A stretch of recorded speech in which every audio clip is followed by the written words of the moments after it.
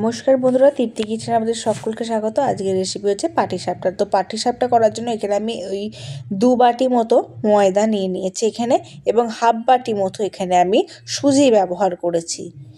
এরপর আমি এখানে একটু গুঁড়ো দুধ ব্যবহার করেছি 2 চা চামচ।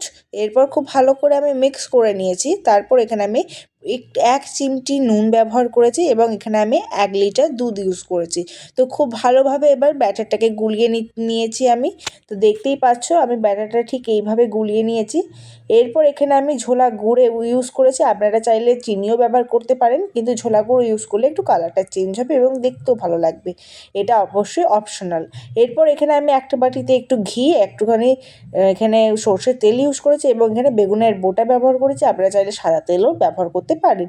এবার এখানে আমি এই তাওয়াটাকে খুব ভালোভাবে গরম করে নিয়েছি এবং একটু ঘি আর একটু তেল দিয়ে খুব ভালো করে চারিদিকটা বুলিয়ে নিচ্ছি বেগুনের বোটার সাহায্যে। এরপর এখানে আমি তেজপাতাটা নিয়েছি ঘোরাবো বলে। তো দেখো এবার প্রসেসটা কিভাবে আমি ঘুরিয়ে ঘুরিয়ে করব। আপনারা এই তেজপাতার বদলে অন্য কোনো পাতা, কাঠলের পাতাও ব্যবহার করতে পারেন, কিন্তু আমার এখানে তেজপাতাই নিয়েছিলাম। তারপর এখানে আমি একটু একটু করে সাইডগুলোকে প্রথমে করে নিয়ে তারপর আমি এই ব্যাটারটাকে এবার উল্টাবো। আসলে আমি নিজেই ভিডিও করি তো তাই একটু প্রবলেম হয়। যাই হোক, এরপর আমি উল্টানোর পর একটু ঘিটা দিয়ে দিচ্ছি। ঘিটা খেতে ফ্লেভারটা দারুণ আসবে, যার জন্য আমি ঘিটা একটু ইউজ করেছি।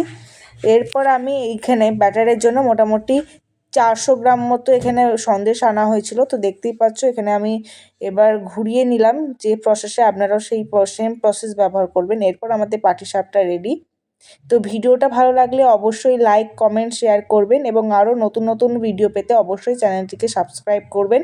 টাটা বন্ধুরা।